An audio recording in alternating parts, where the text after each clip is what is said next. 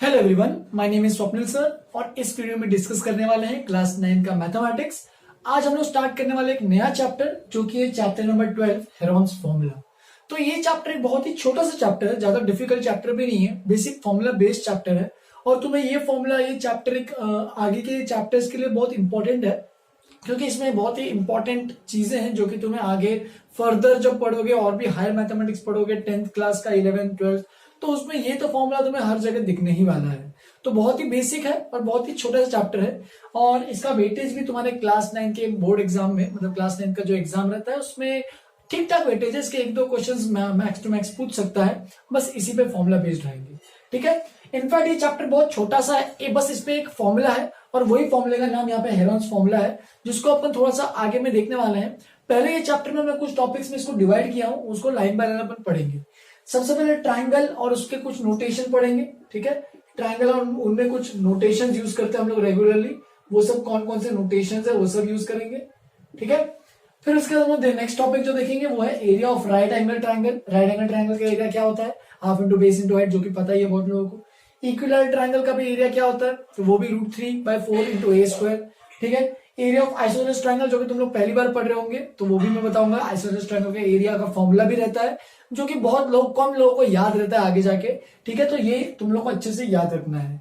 तो ये 3 type of जो एरिया ऑफ ट्राइंगल्स है वो सब तुम्हें आने चाहिए। फिर उसके बाद आता है मेन जो अपना मुद्दा है वो है हेरोन्स फॉर्मूला। हेरोन्स फॉर्मूला क्या होता है, वो कोई भी रैंडम ट्राइंगल का फॉर्मूला होता है जिसमें कोई भी साइड्स गिवन हो। ठीक है, विद गिवन साइड लेंस, कोई भी तीनों साइड लेंस अगर गिवन है ट्राइंगल के, तो वो एरिया निकालने के लिए, उसका एरिया निकालने के लिए हम लोग इस फॉर्मूले का यूज करते हैं, हेरोन्स फॉर्मूला। बहुत ही इंपॉर्टेंट फॉर्मूला है। फिर उसके बाद मैं इसका ये फॉर्मूले को मैं एप्लीकेशन भी बताऊंगा इनके कि कहाँ कहाँ अप्लाई कर सकते हैं। जैसे कि अगर हमें किसी क्वाड्रिलैटरल का अगर एरिया निकालना होगा, तो सोचो अभी तो हमने ट्राइंगल का एरिया निकालना ये सब तो हमें पता है, लेकिन क्वाड्रिलैटरल का एरिया निकालना नहीं पता है। तो वो भी निकालने के लिए हम लोग कैसे निकालेंगे, कुछ नहीं है, क्वाड्रिलैटरल को बीच में डायगोनल बना के 2 हिस्सों में डिवाइड करेंगे और फिर वो 2 ट्राइंगल्स का एरिया निकालेंगे। तो ऐसे टाइप के क्वाड्रिलैटरल्स का एरिया हम लोग कैसे निकालने वाले हैं, वो हेरोन्स फॉर्मूले का यूज करके। लेकिन तुम्हारे अभी करंट सिनेरियो, करंट कोविड-19 सिचुएशन की वजह से ये वाला रिड्यूस सिलेबस में आता है, मतलब वो टॉपिक रिड्यूस किया गया, हटाया गया है। तो तुम्हें ये टॉपिक पढ़ने की वैसे तो जरूरत नहीं है, लेकिन तभी में छोटा सा टॉपिक है वो मैं तुम्हें अच्छे से एक्सप्लेन एक बार कर ही दूंगा, कुछ ज्यादा टाइम नहीं लगेगा उसमें। ठीक है, तो चलो स्टार्ट करते हैं अपना पहला टॉपिक जो कि है ट्राइंगल एंड इट्स नोटेशंस। पहले इतना नोट मैं स्टार्टिंग के पेज पर अच्छे से एक बार लिख लूं। चलो फिर स्टार्ट करते हैं पहला टॉपिक जो कि है ट्राइंगल एंड इट्स नोटेशंस। तो ये वाला टॉपिक मैंने पहले भी कवर किया था, लेकिन अभी थोड़ा सा एक और आइडिया दे देता हूँ कि ट्राइंगल में क्या क्या चीजें होती है। तो ट्राइंगल चैप्टर जब मैंने स्टार्ट किया तो ये सब ऑलरेडी चीजें बताई थी, वापस से बताता हूँ कि ट्राइंगल क्या होता है कि 3 लाइन सेगमेंट्स से अगर एक क्लोज्ड फिगर जो भी बनता है वो एक ट्राइंगल होता है। ठीक है, अब इस ट्राइंगल में क्या क्या नोटेशन होते हैं, तो ट्राइंगल में पहले तो 3 साइड्स होते हैं। ठीक है, साइड्स लेंथ, साइड्स का मतलब ये जो लाइन सेगमेंट जो है वो साइड होते हैं। ठीक है, कैपिटल से लिखता हूं मैं 3 साइड्स, जिनको मैं क्या रिप्रेजेंट, पहले जो साइड्स के पहले मैं वर्टेक्स की बात करता हूँ। 3 वर्टाइसेस, वर्टाइसेस प्लूरल है, तो 3 वर्टाइसेस। वर्टाइसेस कौन कौन से हैं, तो ये जो पॉइंट्स है जहां पे 2 लाइन सेगमेंट्स इंटरसेक्ट कर रहे हैं, तो वो वर्टाइसेस है, ए बी एंड सी। तो ये 3 वर्टाइसेस हो गए। फिर एक ट्राइंगल में 3 एंगल्स होते हैं। ठीक है, 3 एंगल्स होते हैं जिसको मैं ऐसे angle A, angle B and angle C ऐसे रिप्रेजेंट करता हूं। एंगल ए को तुम ऐसे भी बोल सकते हो एंगल बी ए सी, या फिर angle C A B. Angle B को ए बी सी बोल सकते हो एंगल, या फिर सी बी ए बोल सकते हो। सिमिलरली एंगल सी को तुम लोग बोल सकते हो ए सी बी या फिर बी सी ए। तो ये पर्टिकुलर 3 एंगल्स होते हैं, ये 1, ये 2 और ये 3, ऐसे 3 एंगल्स होते हैं। ठीक है, फिर सिमिलरली 3 साइड्स भी होते हैं एक ट्राइंगल के, 3 साइड्स, जिनको मैं यूजुअली स्मॉल नोटेशन से रिप्रेजेंट करता हूं, ए, बी एंड सी। अब ये ए साइड का मतलब क्या है कि ये जो ए वर्टेक्स है इसके अपोजिट जो ये साइड है वो स्मॉल ए है, यानी ए यहाँ पे जो स्मॉल ए जो है वो बीसी साइड है, स्मॉल बी जो है वो बी वर्टेक्स के अपोजिट ये वाली साइड स्मॉल बी, यानी एसी साइड जो है वो स्मॉल बी है। एंड स्मॉल सी का मतलब सी वर्टेक्स के अपोजिट ये जो स्मॉल सी है यानी ए बी लाइन सेगमेंट है। तो ये जो 3 लाइन सेगमेंट्स है वो सब साइड्स है उस ट्राइंगल के। ठीक है, ये इनका शॉर्ट लेटर से याद रखना, शॉर्ट फॉर्म मतलब छोटे लेटर्स का मतलब क्या है कि वो ए स्मॉल लेटर ए का मतलब ए वर्टेक्स के अपोजिट जो साइड है, ठीक है। तो ये सब अपोजिट टू द वर्टेक्स रहेंगे, जो भी ये वर्टेक्स है उनके अपोजिट जो भी साइड रहेंगे उनको अपन स्मॉल लेटर से रिप्रेजेंट करेंगे। और ये पूरे को हम लोग रिप्रेजेंट करते हैं ट्रायंगल एबीसी, ये तो तुम लोग को पता ही होगा कि ट्रायंगल एबीसी से रिप्रेजेंट करते हैं।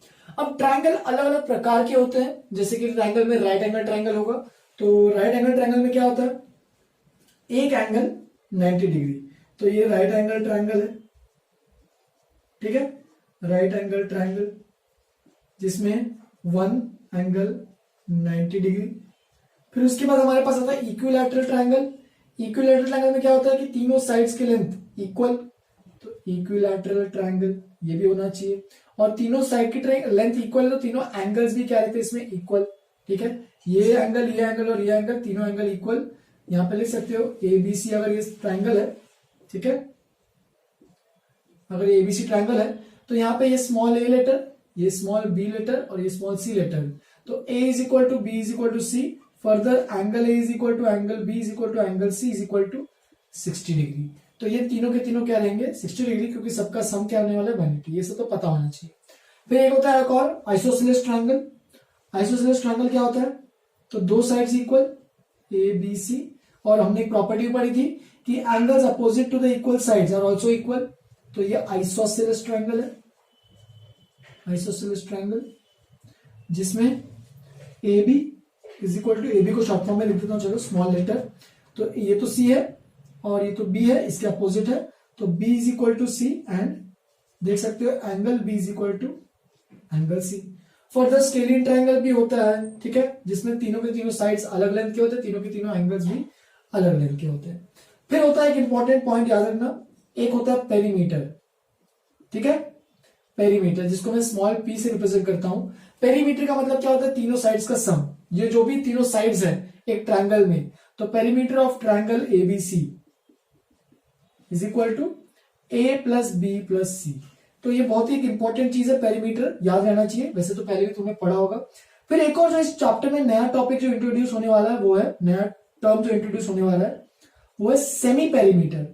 सेमी पेरीमीटर का मतलब क्या, देखो सेमी का मतलब आधा, ठीक है, तो सेमी पेरीमीटर जो कि मैं एस से रिप्रेजेंट करता हूं ऑफ ट्रायंगल एबीसी, तो अगर वो निकालोगे तो वो बन जाएगा S is equal to perimeter का आधा यानी A plus B plus C by 2। तो ये होता है सेमी पेरीमीटर। तो ये एक नया टर्म इंट्रोड्यूस होने वाला है इस चैप्टर में, जो कि मैं हेरॉन्स फॉर्मूले में जब स्टार्ट करूंगा तब बताऊंगा अच्छे से, ठीक है। अभी के लिए इतना याद रखो कि सेमी पेरीमीटर एक कंसेप्ट है, एक टर्म है, वो याद रखना है। तो ये तो पूरा नोटेशन है, जो भी चीजें हम लोग को इंपॉर्टेंट इस चैप्टर में यूज होने वाली है, तो ये सब अच्छे से एक बार नोटबुक में लिख लो। स्टार्ट करते हैं एरिया ऑफ अ ट्रायंगल से, सेकंड टॉपिक। तो एरिया ऑफ अ ट्रायंगल, तो एक ट्रायंगल का एरिया का मतलब क्या होता है, जैसे कि अगर तुम लोग स्क्वायर का एरिया तुम लोग पहले निकालते थे, रेक्टेंगल का एरिया निकालते थे, रेक्टेंगल का एरिया क्या होता है length into breadth, so square का area A square side square. फिर उसके बाद हमने सर्कल का एरिया भी तुमने शायद पढ़ा होगा पाई आर स्क्वायर, तो ये सब चीज तुम लोग को ऑलरेडी आती है। लेकिन तुमने ट्रायंगल का एरिया कहीं बहुत रेयरली कहीं जगह पे पढ़ा होगा, तो अगर तुम्हें कुछ कुछ चीजें इसमें से पता है तो अच्छी बात है, नहीं पता है तो एक बार मैं सब कुछ बेसिक से समझा रहा हूं, तो देखो कैसे कैसे कर रहे हैं हम लोग। तो सबसे पहले एरिया का मतलब क्या होता है कि जो भी वो टोटल स्पेस उस बाउंड्री के अंदर कवर कर रहा है उसको बोलते हैं एरिया, ठीक है। जैसे कि अगर ट्रायंगल अगर हमारे पास ऐसा कुछ है और उसके अंदर का जो ये जो बाउंड्री बन के जो पूरा अंदर का जो स्पेस कवर हो रहा है वो कितना स्पेस कवर हो रहा है, तो वो निकालने के लिए हम लोग क्या बोलते हैं इसका एरिया। जैसे कि अगर सपोज मेरे पास कोई पर्टिकुलर मैंने लैंड खरीदा है, अब वो लैंड कितना लंबा कितना बड़ा लैंड है तो वो हम लोग एरिया से रिप्रेजेंट करते हैं। यूजुअली हम लोग बोलते हैं 1 हेक्टर का लैंड है, 2 हेक्टर लैंड है, 1 एकड़ लैंड है, 2 एकड़ लैंड है, तो वो सब इस तरीके से हम लोग एरिया की बात करते हैं कि वो लैंड कितना फैला हुआ है, कितना उसका लेंथ, कितना ब्रेड्थ है, कितना बड़ा लैंड है, ठीक है। तो सर्कल का एरिया तो ऐसा अंदर में सर्कल का पार्ट वो जो भी होता है पाई आर स्क्वायर। फिर उसके बाद स्क्वायर का एरिया क्या होता है साइड स्क्वायर, रेक्टेंगल का एरिया क्या होता है लेंथ इंटू ब्रेथ। तो ऐसे ट्रायंगल का भी एरिया होता है, लेकिन ट्रायंगल तो अलग अलग प्रकार के कुछ ना कुछ तो होते हैं। तो सबसे पहले अपन राइट एंगल ट्रायंगल का देखेंगे। तो राइट एंगल ट्रायंगल में क्या होता है, ऐसा कुछ डायग्राम होता है राइट एंगल ट्रायंगल में। यहाँ पे एक एंगल क्या रहेगा तुम्हारा 90 डिग्री, ठीक है, वन एंगल विच इज मैंने इस केस में लिया angle B is equal to 90 degree. तो अगर एक एंगल अगर 90 डिग्री है तो तुम यहाँ पे यूज कर सकते हो area is equal to area of triangle, ये वाला जो ट्रायंगल है ABC is half into base into height. तो ये बहुत ही बेसिक फॉर्मूला है जो हम लोग अप्लाई कर सकते हैं। इनफैक्ट ये वाला फॉर्मूला हम लोग किसी भी ट्रायंगल में अप्लाई कर सकते हैं अगर उस ट्रायंगल का मुझे बेस पता है और उस ट्रायंगल का मुझे हाइट पता है। जैसे कि अगर ये वाला ट्रायंगल की बात कर रहे हैं, ठीक है, तो अगर ये वाले ट्रायंगल को अगर देखोगे तो अगर मैं इसका मुझे एरिया निकालना है तो वो कैसे निकालूंगा, तो देखो दो चीजें निकालनी होती है कोई भी ट्रायंगल में, तो वो होती है बेस। तो बेस को तुम कोई भी लाइन सेगमेंट पकड़ सकते हो, चाहे वो बीसी पकड़ो, चाहे वो एसी पकड़ो, चाहे वो एबी पकड़ो, किसी भी एक को पकड़ो। चलो मैं यहाँ पे बीसी पकड़ रहा हूं, तो मेरा बीसी जो हो जाएगा वो बेस हो जाएगा। अब हाइट क्या होगा, हाइट होता है कि यहां से कोई भी ये जो बेस के जो अपोजिट वर्टेक्स है उससे मैं बेस पे एक परपेंडिकुलर जो बनाता हूं तो ये बन जाता है अपना हाइट। ठीक है, तो ये half into base into height जो फॉर्मूला होता है वो किसी भी रैंडम ट्रायंगल में यूज कर सकते हैं, लेकिन यहाँ पे हाइट ये तुम्हें पता होनी चाहिए, बेस हाइट।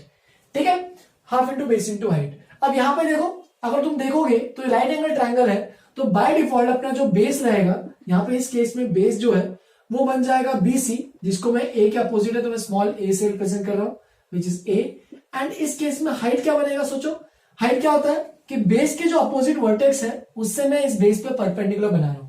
तो बेस बीसी है, इसके जो अपोजिट वर्टेक्स है ए, और ए से मैं यहाँ पे परपेंडिकुलर बना रहा हूं, तो हाइट अपना एक्चुअल में क्या होने वाला है, तो वो ए बी लेंथ ही होने वाला है। ये जो लेंथ है ए बी वो ही अपना हाइट रहेगा, जिसको मैं बोल सकता हूं सी है, क्योंकि सी वर्टेक्स के अपोजिट है तो स्मॉल सी। बस फिर इसके बाद एरिया ऑफ ट्रायंगल एबीसी क्या रहेगा, area of triangle ABC is equal to half into A into C. तो इस तरीके से तुम्हें फॉर्मूला लिखना है तो लिख सकते हो, इस तरीके से अपना पूरा केस चलता है। ठीक है, तो ये याद रखना, area of right angle triangle सीधा half into base into height use करना।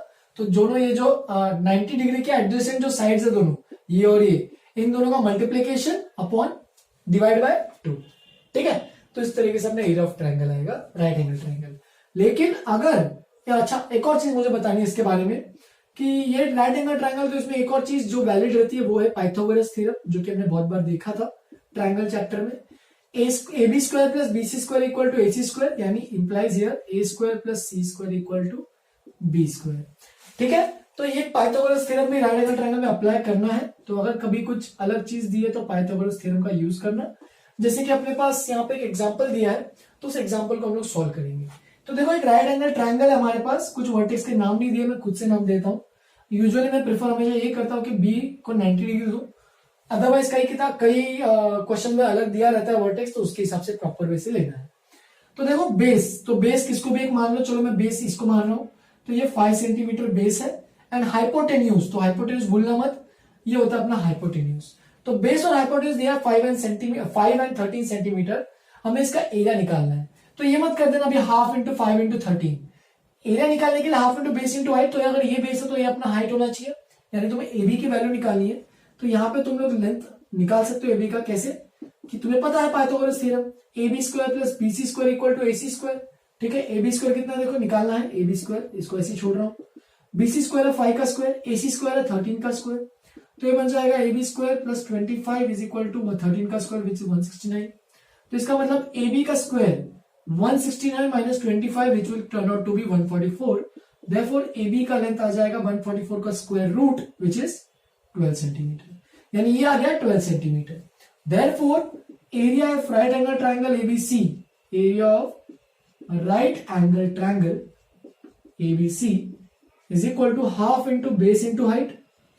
ठीक है, अब बेस कितना है इसका, तो बेस 5 सेंटीमीटर दिख रहा है, 5 सेंटीमीटर, 5 लिख रहा हूं मैं सीधा।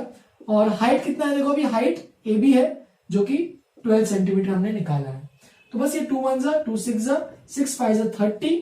अब एरिया जो होता है वो हमेशा स्क्वायर यूनिट के टर्म में आता है। जैसे कि यहाँ पे सेंटीमीटर सेंटीमीटर, देखो यहाँ पे सेंटीमीटर 2 बार मल्टीप्लाई हो रहा है, बेस का भी सेंटीमीटर, हाइट का भी सेंटीमीटर, तो सेंटीमीटर 2 बार मल्टीप्लाई हो रहा है, तो उसको लिखेंगे लास्ट में सेंटीमीटर स्क्वायर। तो जो एरिया होता है उसको कैसे मेजर करते हैं, उसको यूजुअली स्क्वायर यूनिट्स में मेजर करते हैं। ठीक है, यानी square centimetre, centimetre square, metre square, kilometre square, तो अलग अलग यूनिट्स रहते हैं। ठीक है, तो राइट एंगल का सबसे सिंपल एरिया है जो कि तुम्हें अच्छे से पता होना चाहिए कैसे निकालना है, लिख लो इसको अच्छे से। और भी जो दो बचे ट्राइंगल्स है, यानी इक्विलैटरल ट्राइंगल और आइसोसेलेस ट्राइंगल, तो दोनों को भी एरियाज देखेंगे और फिर हेरोन्स फॉर्मूले को भी देखेंगे। पहले इतना नोटबुक में एक बार अच्छे से लिखो। चलो फिर आगे बढ़ते हैं। दो जो बचे हुए हैं इक्विलैटरल ट्रायंगल और आइसोसेलेस ट्रायंगल, उनके एरियाज भी निकाल लेते हैं। तो जैसे कि मैंने कहा था इक्विलैटरल ट्रायंगल क्या होता है, तो ऐसा ट्रायंगल जिसके सारे के सारे जो साइड्स रहते हैं वो सब इक्वल रहते हैं। इनफैक्ट सारे के सारे एंगल्स भी क्या रहते हैं, इक्वल। ठीक है, तो यहाँ पे सब कुछ साइड्स इक्वल है, तो मैं बोल देता हूं यहाँ पे let all the equal sides be equal to A. तो जो भी इक्वल साइड्स है वो सब मैं उसको सबको बोल देता हूं कि वो सब ए लेंथ के हैं। ठीक है, ये ए है और ये भी ए है। ठीक है, यानी बी सी सब कुछ ए के बराबर है। फिर इसके बाद मैं क्या करूंगा, अभी मुझे फॉर्मूला तो मैंने कहा था एक ही मुझे फॉर्मूला पता है एरिया ऑफ ट्रायंगल निकालने के लिए, वो है half into base into height. तो बेस अगर मेरा बीसी है तो मुझे हाइट चाहिए होगा, तो हाइट निकालने के लिए मुझे ए से यहाँ पे एक परपेंडिकुलर बनाना पड़ेगा। अब परपेंडिकुलर बनाओगे, और ये भी तुम्हें याद मैंने बताया था थोड़ी देर पहले कि सारे एंगल्स क्या होते हैं 60-60 डिग्री होते हैं। ठीक है, तो सोचो ये 90 है तो ये भी 90 रहेगा, तो ये अगर निकालोगे एंगल सम प्रॉपर्टी से तो ये 30 और ये भी 30 बन जाएगा। अब अगर नोटिस करोगे कोई चीज, तो यहाँ पे देखो इंपॉर्टेंट एक चीज कि अगर ये इक्विलैटरल ट्रायंगल है और अगर मैं ये मान लेता हूं ये ज्वाइन कर रहा हूं एडी और draw perpendicular AD, draw a perpendicular AD. ठीक है, एडी का परपेंडिकुलर बनाना है टू साइड बीसी। तो जो भी एडी परपेंडिकुलर है वो साइड बीसी के जो भी एडी जो लाइन सेगमेंट है वो साइड बीसी के परपेंडिकुलर है। ठीक है, हमने वैसे ड्रॉ किया, क्यों? क्योंकि मुझे half into base into height चाहिए, तो अपना हाइट एडी रहेगा और बेस अपना बीसी रहेगा। तो उस हिसाब से अपन एरिया निकाल सकते हैं। मैंने कहा और भी एम्फसाइज करता हूं कि एरिया ऑफ जनरल फॉर्म, मतलब कोई भी अगर रैंडम ट्रायंगल का एरिया निकालना है तो half into base into height, तुम ये जनरल फॉर्मूला है, तुम ये हर जगह अप्लाई कर सकते हो, चाहे वो राइट एंगल हो, चाहे वो इक्विलैटरल हो, चाहे वो आइसोसेलेस हो, कहीं भी अप्लाई कर सकते हो। ठीक है, तो देखो एडी, तो एडी का लेंथ जो है वो हमें निकालना है, क्योंकि हमें बेस बीसी तो पता है, ये लेंथ, हाइट नहीं पता है, हाइट एडी निकालना है। तो कैसे निकालोगे? तो देखो यहाँ पे एक चीज देख सकते हो, दोनों ट्रायंगल्स एक्चुअल में क्या है, सिमिलर है। क्यों? क्योंकि देखो यहाँ पे इन ट्रायंगल, मैं दो ट्रायंगल ले रहा हूं एबीडी एंड ट्रायंगल, दूसरा ट्रायंगल ले रहा हूं एडीसी। ठीक है, दोनों ट्रायंगल में ध्यान से देखो, AB is equal to AC is equal to A, दोनों का लेंथ A है, ये पहली कंडीशन। सॉरी, कॉन्ग्रुएंट प्रूव करना है मुझे ना, तो दोनों ट्रायंगल कॉन्ग्रुएंट है। सेकंड कंडीशन, कैसे कॉन्ग्रुएंट है वही प्रूव कर रहा हूं। Second condition, angle DAB is equal to angle DAC is equal to 30 degree, तो ये का एंगल हो गया। फर्दर एक और एंगल, कौन सा? थर्ड है, कौन सा condition? Angle ABD is equal to angle ACD is equal to 60 degree. देख सकते हो, या फिर तुम ये भी बोल सकते हो कि AD जो है वो साइड कॉमन है, तो उससे तुम SAS या फिर ऐसे बोल दो, ये भी चलेगा, वैसे कोई दिक्कत नहीं है। या फिर बोल दो AD is equal to AD common side, दोनों में कॉमन साइड है। तो बाय SAS क्राइटेरिया हम लोग बोल सकते हैं कि triangle ABD is congruent to triangle, कौन सा ट्रायंगल भी प्रॉपर वे से लेना, ABDA, A तो A करस्पॉन्डिंग कर रहा है इसी से, यहाँ पे B है तो वहां पे C रहेगा, तो C, और यहाँ पे D है तो D रहेगा। बाय हमने बोला कैसे, SAS कॉन्ग्रुएंसी क्राइटेरिया। अब मैंने ये क्यों कॉन्ग्रुएंसी क्यों प्रूव कर रहा हूं, क्योंकि मुझे अभी देखो अब बाकी जो भी लेंथ्स बन रहे हैं, जैसे कि ये BD और ये CD, ये दोनों भी क्या रहेंगे फिर, इक्वल लेंथ के रहेंगे by CPCT, corresponding parts of congruent triangles. लेकिन ये पूरा A लेंथ का था, तो therefore as BC is equal to A implies BC और CD वो क्या रहेंगे, हाफ ऑफ BC, यानी दोनों हो जाएंगे A/2, राइट। अब ये आ गया A/2 और ये भी आ गया A/2। अब पाइथागोरस थ्योरम से तुम ये जो AD का लेंथ है वो निकाल सकते हो। देखो इन ट्रायंगल ADC, इस ट्रायंगल में देखो, ट्रायंगल ADC में, तो यहाँ पे पाइथागोरस थ्योरम अगर पकड़ोगे तो कैसे निकालोगे? देखो ये हमारा AD square plus DC square is equal to AC square. अब देखो थोड़ा सा बस खुद सिंप्लीफाई करना है, AD निकालना है, AD square is equal to AC का लेंथ A है, स्मॉल a, तो A स्क्वायर, और ये DC स्क्वायर को मैं इधर राइट में भेज रहा हूं, तो DC तो A/2 है, तो माइनस A/2 का whole square which is A square by 4, जिसको मैं लिख देता हूं, अगर सिंप्लीफाई करेंगे A स्क्वायर कॉमन लेके, तो ये बन जाएगा 3A स्क्वायर बाय 4। मतलब ये AD स्क्वायर बन गया 3A स्क्वायर बाय 4, तो AD बन जाएगा √3A/2, स्क्वायर रूट लिया दोनों साइड और AD का लेंथ निकाल लिया। And further therefore area of triangle ABC, ये पूरे ट्रायंगल का एरिया क्या होगा, हाफ इंटू बेस BC और हाइट AD, तो ये बेस हो गया और ये हाइट हो गया। देयरफॉर एरिया ऑफ ट्रायंगल कितना आएगा, हाफ इंटू बेस, बेस कितना देखो, बेस तो ए है बीसी और हाइट है √3a/2। तो फाइनल जो एरिया आएगा, area of equilateral triangle ABC, वो आ जाएगा √3 और नीचे में 4 आएगा, तो √3/4a²। तो इसको तुम्हें अच्छे से याद करना है। फर्दर इसका एल्टीट्यूड भी याद रखो, ठीक है, कि किसी भी इक्विलैटरल ट्रायंगल अगर हमारे पास है तो इक्विलैटरल ट्रायंगल में क्या होगा कि उसका एरिया जो रहेगा वो रहेगा √3/4a²। ए यहाँ पे उसका साइड है क्योंकि सबको साइड इक्वल है, एंड उसका जो एल्टीट्यूड, ये जो रहेगा एल्टीट्यूड, यहां पे लिख देता हूं एल्टीट्यूड, जो हाइट है, ठीक है, उसको एल्टीट्यूड भी बोलते हैं, तो एल्टीट्यूड रहेगा √3a/2। अब देखो उसी क्वेश्चन को यहाँ पे एग्जांपल में अप्लाई करना है। Find the area of an equilateral triangle having side of 20 metre length. तो एरिया जैसे कि अभी भी निकाला, area of an equilateral triangle कितना रहता है, √3/4a², राइट, √3/4a²। और यहाँ पे ए जो साइड है वो कितना दिया देखो 20, तो 20 का स्क्वायर में 20 इंटू 20 लिख रहा हूं, 4 1 जा 4 5 जा, 20 इंटू 5 बन जाएगा 100। तो ये बन जाएगा therefore area of an equilateral triangle is equal to 100 √3। और यूनिट में क्या आएगा देखो, मीटर में है तो स्क्वायर यूनिट से था एरिया, तो मीटर स्क्वायर हो जाएगा। तुम चाहिए तो आप √3 की जगह वैल्यू पुट भी कर सकते हो, लेकिन जरूरत नहीं होती हमेशा। √3 की अप्रोक्सीमेट वैल्यू जो होती है वो होती है 1.732। मतलब अगर तुम कैलकुलेटर में अगर चेक करोगे तो अप्रोक्सीमेटली √3 की जो वैल्यू आती है वो होती है 1.732। ये मैंने पहले भी बताया तुम लोग को, तो याद रखना बस। Further also find its altitude, तो एल्टीट्यूड भी निकालना है। तो एल्टीट्यूड कैसे निकालेंगे, इसका भी फॉर्मूला है √3/2 इंटू ए। तो √3/2 और साइड क्या है ए विच इज 20 मीटर्स, तो ये बन जाएगा 2 10 और ये बन जाएगा 10√3 मीटर्स। तो इस तरीके से अपना एल्टीट्यूड भी आ गया, एरिया भी आ गया और अपना आंसर खत्म। तो इक्विलैटरल ट्रायंगल में ये जो मैंने 2 बॉक्स लिखे हैं, इसके रिजल्ट को अच्छे से बोल्ड करके तुम लोग एग्जाम में लिखना। मेरे पास जगह कम थी इसलिए मैं एक्सप्रेस नहीं कर पाया अच्छे से, लेकिन तुम लोग अच्छे से लिखना। Area of an equilateral triangle, इसका जो रिजल्ट है, area of an equilateral triangle is √3/4a² and altitude of the equilateral triangle is √3a/2। ये इसको अच्छे से लिख लो। आगे बढ़ते हैं आइसोसेलेस ट्रायंगल में। आइसोसेलेस ट्रायंगल में क्या होता है कि दो ट्रायंगल्स, मतलब एक ट्रायंगल में 2 साइड्स क्या होते हैं, इक्वल, ठीक है। तो यहां पे मैं मान लेता हूं ए बी और ए सी जो साइड्स है, ठीक है, A B is equal to A C, वो इक्वल लेंथ के हैं। तो ये स्मॉल ए जो वर्टेक्स है उसके अपोजिट साइड, उसके जो अपोजिट साइड बी सी है उसका मैं लेंथ मान लेता हूं ए है, ठीक है। तो ये कितना होगा देखो, ए बी का लेंथ, तो सी के अपोजिट है तो सी हो जाएगा।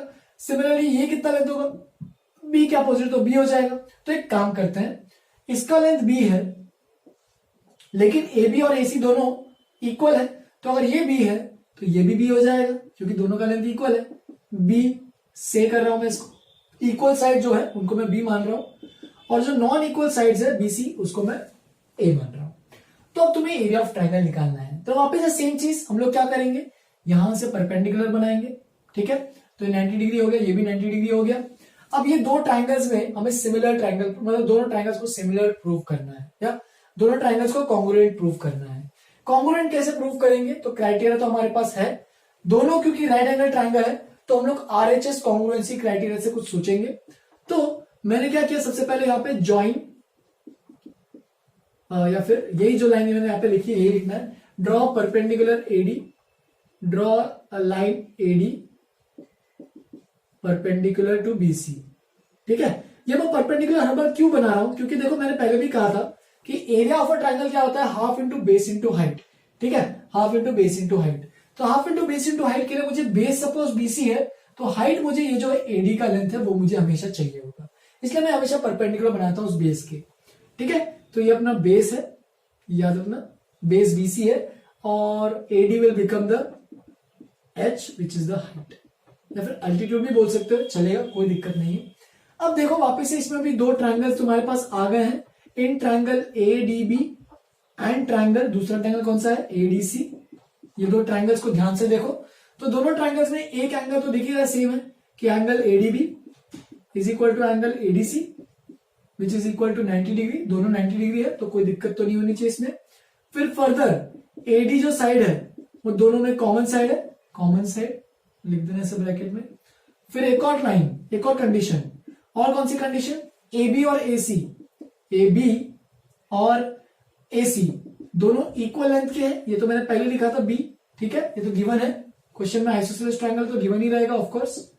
तो देखो अब यहाँ पे कुछ कुछ चीजें हो गई है। तो देखो ये क्या है अपना, ये अपना हाइपोटेन्यूज है, ए बी और ए सी दोनों ट्रायंगल्स के हाइपोटेन्यूज है। एडी और एडी वो कुछ साइड है, दोनों ट्रायंगल्स के साइड्स है, एंड ये उनका 90 डिग्री बता रहा है, इसका मतलब राइट एंगल ट्रायंगल है। तो हम लोग बोल सकते हैं triangle ADB is congruent to triangle. अब देखो एडी, तो यहाँ पे भी एडी आना चाहिए, ठीक है, लेकिन चेक करना अच्छे से, अभी भी एडीसी डी और डी करस्पॉन्ड कर रहे हैं, ए बी और ए सी है तो ए बी और ए सी, तो ऐसा बन जाएगा दोनों ट्रायंगल कॉन्ग्रुएंट। कौन से क्राइटेरिया से, तो आरएचएस कॉन्ग्रुएंसी क्राइटेरिया से या फिर रूल से, जो बोलना है बोलो, ठीक है। तो ये होगा दोनों ट्रायंगल कॉन्ग्रुएंट। अब मैं यहाँ पे सीपीसीटी का यूज करूंगा, तो देयरफॉर अब मुझे कौन सा बताना है, तो ये लाइन बताना है बीडी और डीसी। तो देयरफॉर इसका सेकंड और थर्ड, इसका सेकंड और third, DB is equal to DC, ठीक है, ये दोनों इक्वल लेंथ के रहेंगे। अब ये पूरा ए का है और ये दोनों इक्वल लेंथ के हो गए, इसका मतलब दोनों कितने रहेंगे, a/2, because BC is equal to A length का है, तो ये हो जाएगा a/2। तो ये आ गया अपने पास a/2 और ये भी आ गया अपने पास a/2, आधा आधा हो गया। अब वापस से तुम्हें ये देखो ट्रायंगल दिख रहा है, पाइथागोरस थ्योरम दिख रहा है तुम्हें, वो अप्लाई करो, तो ये बन जाएगा देखो AD square plus DC square. Same मैंने यहाँ पे जो किया था ना वही अप्लाई कर रहा हूँ, बस यहाँ पे एक चीज अलग है, ये B है, लास्ट के एग्जाम्पल में ये A था, ठीक है, B और a/2 है, तो उसके हिसाब से निकालेंगे, तो ये बन जाएगा AC स्क्वायर। तो AD की तो लेंथ निकालनी है, तो AD square will be equal to AC square, अच्छे से लिखता हूं एक बार इसको, AC स्क्वायर कितना है देखो, B square minus DC square, तो DC स्क्वायर कितना देखो a/2 का होल स्क्वायर, यानी a²/4 लिखना है, तो ऐसे लिख सकते हो। तो देखो यहाँ पे AD का जो लेंथ आएगा, नीचे लिख रहा हूं, AD का जो लेंथ आएगा स्क्वायर रूट लूंगा उसके बाद, तो ये बन जाएगा √4b² माइनस a², और नीचे में भी √4 आएगा, क्योंकि देखो इसको जब सिंप्लीफाई करेंगे तो ऐसा बन जाएगा, एलसीएम लेंगे तो ऐसा बनेगा, और इसमें जब मैं डिवीजन करूंगा यहाँ पे, ठीक है, जब मैं स्क्वायर रूट लूंगा यहाँ पे, तो ये बन जाएगा √4 का 2 बन जाएगा। तो एडी का लेंथ आ गया। अब एडी अपना क्या है, इनफैक्ट ये तो हाइट ही है ना, ये तो हाइट है। अब एरिया ऑफ ट्राइंगल निकालो, तो therefore area of triangle ABC, यानी area of isosceles triangle ABC is equal to half into base कितना है बीसी और हाइट कितना है एडी, तो ये बेस बीसी हाइट एडी, यानी इसका एरिया रहेगा, area of an isosceles triangle is equal to half into BC. तो बीसी कितना है, तो बीसी तो ए के बराबर है, और एडी कितना है तो वो तो दिया है, मैंने ऊपर ही निकाला है, 4b² माइनस a²/2। तो ये बन जाएगा a√4b² माइनस a² अपॉन, नीचे में आएगा 2/2 है, तो वो बन जाएगा नीचे में 4। जहां पे ये b और a एक्चुअल में क्या है, तो b जो है, b क्या है देखो, इक्वल साइड्स है, ठीक है, इक्वल साइड्स का लेंथ, इक्वल साइड्स लेंथ, जो भी इक्वल साइड्स है उस ट्रायंगल में वो b है, और a जो है वो नॉन इक्वल साइड है, जो इक्वल साइड नहीं है उसका लेंथ है, नॉन इक्वल साइड लेंथ। तो ये बस तुम्हें अच्छे से इसका फॉर्मूला याद रखना है आपसे, ठीक है। तो दोनों भी ट्रायंगल बता दिए, राइट इक्विलैटरल भी बता दिया, राइट भी बता दिया, आइसोसेलेस भी बता दिया, ये भी हो गया। इसका भी मैंने यहाँ पे प्रूफ करके बताया है कि क्या होता है इसका फॉर्मूला। तीनों फॉर्मुलेस तुम्हें अच्छे से याद रखना है, बेसिकली सब कुछ half into base into height से डिराइव हुआ है। तो अगर तुम्हें याद रखने में डिफिकल्टी जा रही है तो तुम्हें एग्जाम में ये सब खुद चीजें करनी पड़ेगी फिर, ठीक है। तो अगर तुम्हें वो चीजें करने की इच्छा नहीं है तो तुम सीधा फॉर्मूला याद रखो, अगर तुम्हें फॉर्मूला याद रखने की इच्छा नहीं है तो ये जो प्रोसेस है ये समझो मैंने कैसे किया है, कंसेप्ट को समझो, कंसेप्ट समझ में आएगा तो तुम लोग बाकी सब चीजें अच्छे से इजीली कर पाओगे, ठीक है। लिख लो इसको अच्छे से, मेरे को बस अभी थोड़े से एग्जांपल्स बताने एक दो और फिर मैं खत्म कर रहा हूँ। नेक्स्ट क्लास में करूंगा हेरोल्ड्स फॉर्मूला और उनके एप्लीकेशन भी नेक्स्ट क्लास में बताऊंगा, ठीक है। तब तक के लिए इतना अच्छे से लिखो नोटबुक में, आगे बढ़ते हैं कुछ एग्जांपल्स के साथ, एक दो एग्जांपल लेते हैं, लिखो पहले इसको अच्छे से। चलो फिर आज का सबसे लास्ट पार्ट देखते हैं, कुछ मैंने एग्जांपल्स लिखे हैं उनको कवर करते हैं और फिर खत्म करते हैं आज के लिए। तो देखो, find the area of an isosceles triangle having base 2 centimetre and the length of one of the equal sides is 4 centimetre. तो जैसे कि मैंने थोड़ी देर पहले कहा कि तुम्हें दोनों तरीके से करना है तो कर सकते हो, तो मैं दोनों मेथड से बताता हूँ कि डायरेक्टली फॉर्मुला बेस्ड, जैसे कि अगर ये फॉर्मुला बेस्ड है तो ये एरिया ऑफ ट्रायंगल एबीसी, मान लो ये एबीसी ट्रायंगल है जिसके दो इक्वल साइड्स, बेस का लेंथ वो दिया है 2 सेंटीमीटर, तो ये अपना ए हो जाएगा अनइक्वल साइड, और length of the equal sides यानी ये 4 सेंटीमीटर का है तो ये बी हो गया अपना, और यहाँ पे भी ये भी 4 सेंटीमीटर का, वो भी क्या हो जाएगा बी, ठीक है।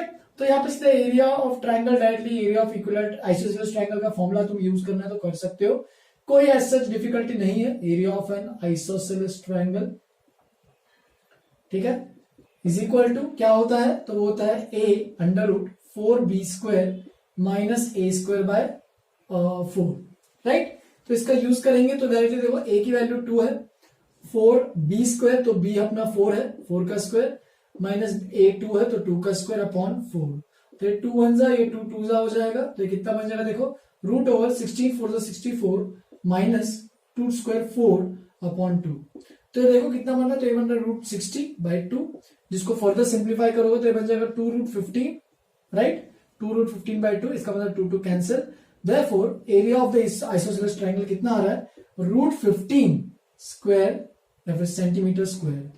कई किताबों में ऐसे भी लिखा रहता है रूट 15 स्क्वायर सेंटीमीटर, तो ये भी तुम लोग को समझ में आना चाहिए, ठीक है।